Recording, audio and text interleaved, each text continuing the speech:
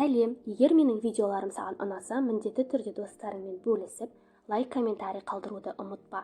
Бүгін 9 сыныптың алюминий және оның қосылыстары тақырыбына арналған біліміңді тексер тапсырмаларын орындаймыз. Бірінші сұрақ. Алюминийдің табиғатта тек қана қосылыстар түрінде кездесуінің себебі неде? Түсіндіріңдер. Себебі алюминий белсенді металл болғандықтан реакцияға тез түседі. Сондықтан ол үнемі қосылыстар түрінде кездеседі. Екінші сұрақ. Алюминийдің қандай табиғи қосылыстарын білесіңдер? Оларды қандай мақсаттарда қолданады? Екінші сұрақтың жауабы. Алюминийдің маңызды табиғи қосылыстары боксит, корунд, дала шпаты, нефилин, каолинит. Оларды алюминий алу үшін қолданады. Үшінші сұрақ. Қазақстандағы алюминийдің кен орындарын атаңдар. Қазақстанда алюминийдің негізгі шикізаты боксит. Негізгі кен орындары Сарыарқаның солтүстік шығысында, Ақмола және Торғай ойысында, яғни Арқалық торабында. Бұлардағы боксит қоры онша көп емес. Сондықтан құрамында глиноземасы бар басқа шикізат көздерін, яғни нефилин рудасын, екібастұз көмірінің қалдығында пайдалану жолдары іздестірілуде. Қазақстан алюминий өндіру жөнінен ТМД елдері арасында алдыңғы орындардың бірін алады. 2010 жылы 5 миллион тонна алюминий кені, яғни бокситтер өндірілді. Төртінші сұрақ. Алюминийді қандай әдіспен алады? Жауабы. Өнеркәсіпте алюминийді әдетте алюминий оксидін электролиздеп алады. Алюминий оксидін электролиздеген кезде таза алюминий және оттегін аламыз. Реакция теңдеуін жазып қойдым. Реакцияны теңестіргенде алюминийдің алдына 4 қоямыз, оттектің алдына 3, ал алюминий оксидінің алдына 2 коэффициентін қоямыз. Бесінші сұрақ. Алюминийдің белсенділік қатарында орналасуы мен оның енжарлығының сәйкессіздігін қалай түсіндіресіздер? Менің ойымша, себебі алюминий белсенді металл, әрі ол екідайлылық қасиет көрсетеді. Алтыншы сұрақ. Алюминийдің бром, фосфор, көміртек және азот жай заттарымен, су, бром сутек, көмір қышқылы және азот қышқылы сияқты күрделі заттармен әрекеттесу теңдеулерін жазыңдар. Алтыншы сұрақтың жауабы. А нұсқасы жай заттармен, яғни алюминийдің броммен әрекеттесуі нәтижесінде алюминий бромиді түзіледі. Реакцияны теңестіргенде алюминий мен алюминий бромидінің алдына 2, бромның алдына 3 қоямыз. Алюминий фосформен әрекеттеседі және де алюминий фосфоридін түзеді. Алюминий көміртекпен әрекеттесіп, алюминий 4С3 түзеді. Реакцияны теңестіру үшін алюминийдің алдына 4, көміртектің алдына 3 қоямыз. Алюминий азотпен әрекеттесіп, алюминий нитридін түзеді. Реакцияны теңестіру үшін алюминийдің алдына және алюминий нитридінің алдына 2 коэффициентін қоямыз. Келесі алюминийді күрделі заттармен әрекеттестіреміз. Бірінші реакция. Алюминий қосылған су түзеді алюминий гидроксиді мен сутекті. Реакцияны теңестіру үшін алюминийдің алдына, алюминий гидроксидінің алдына 2 қоямыз, сутектің алдына 3, ал судың алдына 6 коэффициентін қоямыз. Келесі алюминийді H броммен әрекеттестіргенде алюминий бромиді мен сутек түзіледі. Реакцияны теңестіру үшін алюминий бромиді мен алюминийдің алдына 2 қоямыз, сутектің алдына 3, ал H бромның алдына 6 қоямыз. Алюминийді H2CO3 пен әрекеттестіргенде алюминий карбонаты және сутек түзіледі. Реакцияны теңестіру үшін сутектің алдына 3, алюминийдің алдына 2, H2CO3-тің алдына 3 коэффициентін қоямыз. Алюминийді HNO3 пен әрекеттестіргенде алюминий нитраты мен сутек түзіледі. Алюминий және алюминий нитратының алдына 2, сутектің алдына 3, азот қышқылының алдына 6 коэффициентін қоямыз. Жетінші сұрақ. Келесі айналымдарды жүзеге асырыңдар. Жетінші сұрақтағы тізбектерді нөмірлеп қойдым.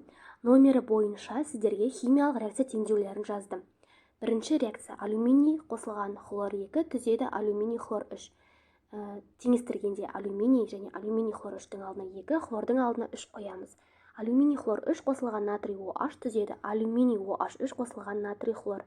Теңестіргенде натрий OH-тың алдына, натрий хлордың алдына 3 қоямыз. Алюминий OH3 қосылған натрий 2O түзеді Натрий алюминий О2 қосылған H2O. Реакция теңдеуін теңестіреміз. Алюминий бар жерлерге 2 қоямыз, ал судың алдына 3 қоямыз. Келесі натрий алюминий О2 қосылған H2O түзеді. Алюминий OH3 қосылған натрий 2O. Алюминий бар жерлерге 2 коэффициентін, судың алдына 3 коэффициентін қоямыз. Келесі 5-ші реакция. Екінші тізбек ол алюминий қосылған О2 түзеді. Алюминий 2O3 химиялық реакция теңдеуін теңестіргенде алюминий оксидінің алдына 2, оттектің алдына 3, алюминийдің алдына 4 қоямыз. Алюминий 2O3 қосылған H2SO4 түзеді. Алюминий сульфатын және суды. Реакцияны теңестіргенде H2SO4-тің алдына 3, судың алдына 3 қоямыз. Алюминий гидроксиді қосылған H2SO4 түзеді. Алюминий сульфатын және де суды. Реакцияны теңестіргенде судың алдына 6, H2SO4-тің алдына 3 қоямыз. Және алюминий OH3-тің алдына 2 қоямыз.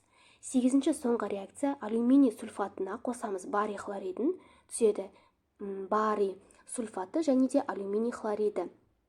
Теңестіргенде барий хлоридінің алдына 3 және барий сульфатының алдына 3 қоямыз, ал алюминий хлоридінің алдына 2 коэффициентін қоямыз.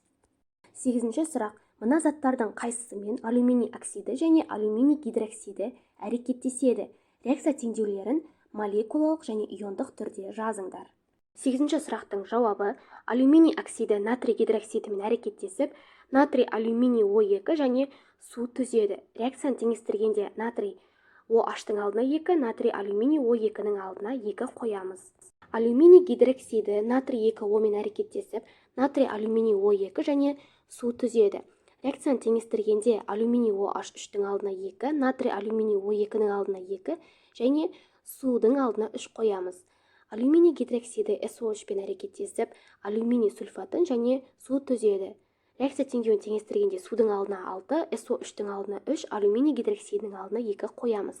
Алюминий гидроксиді H2SO4-пен әрекеттескенде де алюминий сульфатымен су түзеді.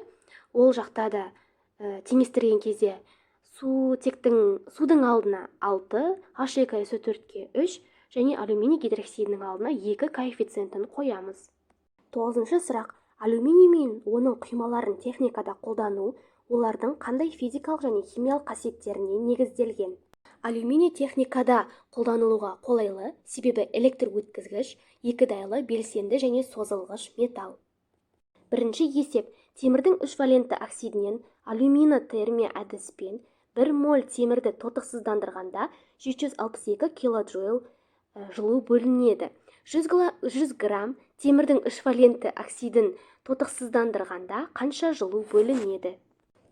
Бізде есептің берілгенде феррумның 3 валенті оксидінің массасы берілген. Ол арқылы біз оның зат мөлшерін таба аламыз. Зат мөлшерін табу үшін массаны молярлы массаға бөлеміз. Бізде есептің берілгенде массасы бар, ол 100 грамм, ал молярлы массасы 160 грамм. 100-ді 160-қа бөлгенде бізде 0,0625 моль шығады.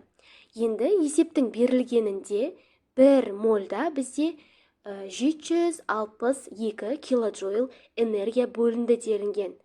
Ал 0,625 мольде бізде қанша килоджоуль бөлінгені белгісіз. Оны x килоджоуль деп жазамыз. Осы жерден пропорция арқылы x-ті таба аламыз.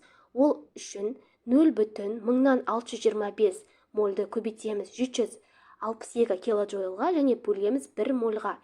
Нәтижесінде бізде 476 килоджоуль шығады. Есептің жауабы шықты. Жауабы 476 килоджоуль. Екінші есеп. Массасы 10 грамм мыс пен алюминийдің қоспасын тұз қышқылымен өңдегенде 6,172 литр қалыпты жағдайдағы сутек түзілді. Қоспаның құрамын анықтаңдар. Екінші есептің берілгенін табу керек заттарын жазып қойдым. Енді шешуіне кірісейік. Ең алдымен біз реакция теңдеуін жазамыз. Алюминий қосылған H хлор түзеді. Алюминий хлор 3 қосылған H2. Реакцияны теңестіру үшін алюминий хлоридінің алдына 2 қоямыз, алюминийдің алдына 2 және H хлордың алдына 6, H2-нің алдына 3 қоямыз. Бізде сутектің көлемі белгілі, ол 6,172 литр. Ал бізде мольдік көлем 22,4, бірақ 3 деген коэффициентке көбейтіліп 67,2 литр деп жазылады. Алюминийдің массасы белгісіз x грамм, ал алдындағы 2 деген коэффициентпен оның молярлы массасы 54 болады.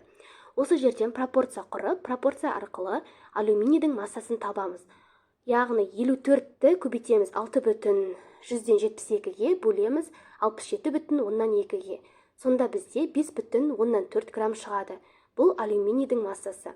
Енді купрумның массасын табу үшін қоспаның массасынан алюминийдің массасын алып тастаймыз. Яғни 10 грамм минус 5,4 грамм түзеді 4,6 грамм. Есептің жауабы шықты. Алюминийдің массасы бізде 5,4 граммға немесе 54%-ға, ал купрумның массасы бізде 4,6 граммға немесе 46%-ға тең. Осымен біліміңді тексер тапсырмалар аяқталды. Видео ұнаса, міндетті түрде достарыңмен бөлісіп, лайк, комментарий қалдыруды ұмытпа.